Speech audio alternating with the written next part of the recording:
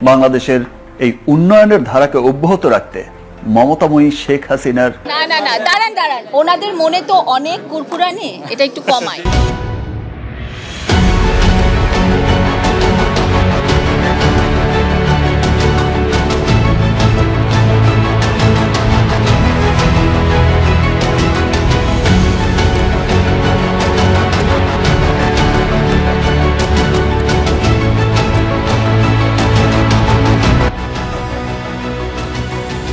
এদিকে সোশ্যাল মিডিয়ার সূত্র ধরে দেখা যায় শেখ মুজিবের ৩২ নাম্বার বাড়িতে বোলডোজার দিয়ে ভেঙে ফেলার কয়েকটি ভিডিও ফুটেজ সোশ্যাল মিডিয়ায় ভাইরাল হয়েছে।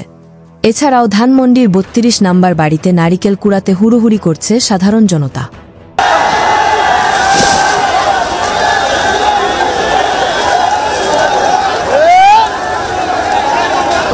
শুধু তাই নয়, আমি কি আপনাদের জন্য কিছুই করিনি এমন একটি অডিও বার্তা দিয়েছেন ক্ষমতাচ্যুত শেখ হাসিনা।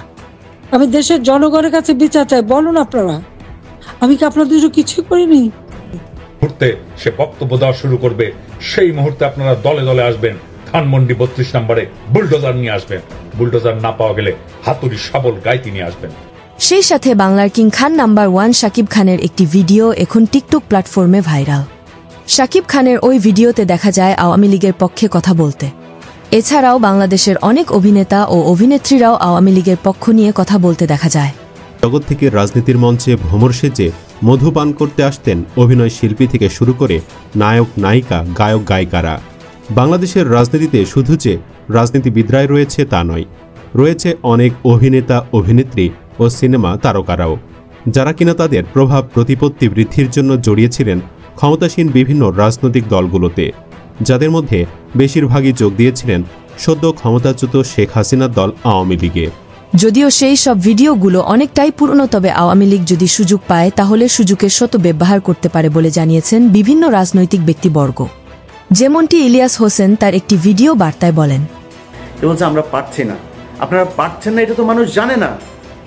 আমরা তো মনে করছি আপনারা সরকারের পার্টে আছেন, সরকারের সাথে কাজ করছেন মিলেমিশে, আপনারা যা চাচ্ছেন সরকার সেটাই করছে, সরকার যা করছে সেটাই আপনাদের কাজ। আমরা তো এইটা মনে করছি, আপনাদের কথা যে সরকার শুনছে না সেটা তো বলতে হবে। বলতে হলে কি করতে হবে? সরকারের ছাত্রদের প্রতিনিধি যারা আছে তাদেরকে পদত্যাগ করতে হবে, করে রাস্তায় নেমে আসতে হবে। এর বাইরে নাম ধরে বলি, নাহিদ ভাই, আসিফ ভাই, হাসনাত ভাই, সার্জিস ভাই, যারা যারা আছেন, পিঠের চামড়া থাকবে না।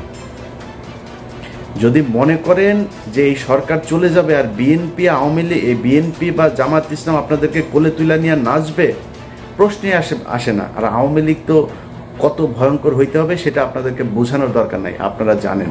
তবে এই শেখ মুজিবের ৩২ নাম্বার বাড়িতে বোলডোজার দিয়ে ভেঙে ফেলার কারণে আওয়ামী লীগ, ছাত্রলীগ অনেকটাই কষ্ট পেয়েছে, যা সোশ্যাল মিডিয়ায় প্রবেশ করলেই হর হামেশায় দেখা যায়। 11 নাম্বার সিগন্যাল চলবো, পুরাই রেড অ্যালার্ট, সবাই সবার জায়গা থেকে প্রস্তুত হও। আরেকটা যুদ্ধ করা লাগবে, ওইটা হবে বাঁচা মরার যুদ্ধ, ওইটা হবে নিজের অস্তিত্ব, সার্বভৌমত্ব, স্বাধীনতা রক্ষার যুদ্ধ। যদি বাইচা থাকি আবারও দেখা হইব। জয় বাংলা, জয় বঙ্গবন্ধু। শুধু তাই নয়, ধানমন্ডি ৩২ নাম্বার বাড়ি ভাঙচুর নিয়ে যা বলছে সাধারণ মানুষ, চলেন শুনে আসা যাক। 2000 মানুষ মারার পরেও একজন মানুষের যদি ন্যূনতম লজ্জা না থাকে তাহলে সে বক্তব্য দিতে চাইতে পারে। এই বাংলায় স্বৈরাচার আসবে না, এটা হচ্ছে মুজিববাদের যারা দোষর তাদের জন্য হুঁশিয়ারি। আমরা সকলে গোপালগঞ্জের উদ্দেশ্যে রওনা দিব এবং গোপালগঞ্জ বাংলাদেশ চাই, মুজিব মুক্ত বাংলাদেশ চাই। একটা শয়তানের রাজত্ব ভেঙে পড়ে আছে, ভাঙা হচ্ছে, আমরা ভাঙতেছি। এটা আমরা চরম সৌভাগ্যের মনে করি, আমরা দেখতে পেরে চরম খুশি, চরম আনন্দিত। এবং আমরা বলতে চাই বাংলাদেশের জমিনে কোনো শয়তান যেন আর জন্মগ্রহণ করতে না পারে। ধানমন্ডি ৩২ নাম্বার বাড়িতে বোলডোজার দিয়ে ভেঙে ফেলার কিছুক্ষণ পরেই ছাত্র জনতা বলেন, সুধীবৃন্দ, আপনারা দেখছেন যে ধানমন্ডির ভিতরে আর্মি যাচ্ছে। আপনারা দেখছেন ধানমন্ডির ভিতরে এই মুহূর্তে আমরা দেখছি যে আর্মি ঢুকছেন। আসলে কি হবে আমরা বুঝতে পারছি না। ধানমন্ডির ভিতরে আর্মি একটি অ্যাকশনে যাচ্ছে। সেনাবাহিনী তারা ভিতরে ঢুকেছিলেন, শেষ পর্যন্ত ছাত্র জনতার তোপের মুখে পড়ে তারা বেরিয়ে যেতে বাধ্য হচ্ছে। সেনাবাহিনী যদি শুরু থেকেই আমাদের পক্ষে থাকতো, ছাত্র জনতার পক্ষে থাকতো সেনাবাহিনী, তাহলে কিন্তু 2000 ছাত্র জনতার হত্যা হতো না। এই সেনাবাহিনী কিন্তু তখন আমাদের পক্ষে ছিল না। পরবর্তীতে সেনাবাহিনী আমাদের সাথে সুশীল চেঁচেছে। সেনাবাহিনী সুশীলতার কারণে আমাদের দেখেন প্রায় 30,000-এর উপরে আমাদের ভাই বোনদের হাত পা হারিয়েছে, এখন আহত নিহত আছে। আজকে আমরা কুখ্যাত একজন স্বৈরাচার পিশাচিক একজন আপনার শেখ মুজিবুর রহমান, ওনার বাড়ি আমরা ভাঙচুর করতে এসেছি ধানমন্ডি 32-এ। এই জায়গায় সেনাবাহিনী এসে সুশীল ছাত্র এসেছে, আমি জানি না এখানে সুশীল ছাত্র সেখানে তিনি বাকরা দিতেন কিনা। ধানমন্ডি 32 নাম্বার বাড়ি ভেঙে ফেলতে দেখা যায় স্পাইডারম্যানের মুখোশ পরিহিত কে এই মারাত্মক যুবক।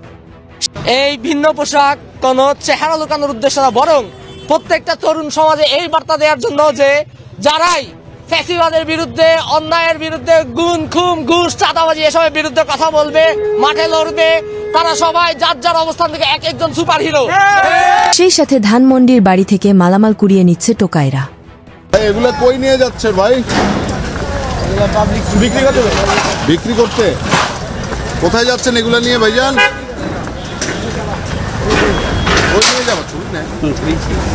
শেখ মুজিবের বাড়ি ভাঙা উচিত হয়নি, এই কথা বলায় ধানমন্ডিতে নারীকে হেনস্থা করেন সাধারণ আমজনতা।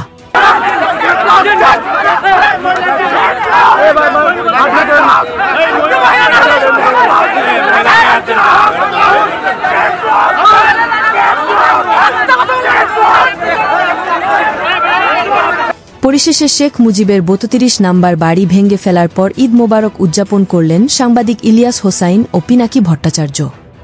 প্রিয় দর্শক, ঈদ মোবারক। আমাদের সাথে ঈদে আমার সাথে কোলাকুলি করার জন্য আছেন আপনাদের প্রিয় আরেকজন মানুষ। দাদা, ঈদ মোবারক। ঈদ মোবারক। ঈদ মোবারক ইলিয়াস। ঈদ মোবারক দাদা। শেষমেশ আওয়ামী লীগ যদি ভুল করেও দেশে আসে তাহলে কি হতে পারে তার উদাহরণ কিন্তু আগেই ভিডিও বার্তায় দিয়েছেন সাংবাদিক ইলিয়াস হোসাইন। এর বাইরে নাম ধরে বলি, নাহিদ ভাই, আসিফ ভাই, হাসনাত ভাই, সার্জিস ভাই, যারা যারা আছেন, পিঠের চামড়া থাকবে না। আর আওয়ামী লীগ তো কত ভয়ঙ্কর হইতে হবে সেটা আপনাদেরকে বোঝানোর দরকার নাই, আপনারা জানেন। ভিডিওটি দেখার পর আপনার মূল্যবান মতামত আমাদেরকে কমেন্ট করে জানিয়ে দিতে পারেন। আমরা আপনার সেই মহামূল্যবান কমেন্টের রিপ্লাই দেওয়ার জন্য সর্বদা প্রস্তুত রয়েছি।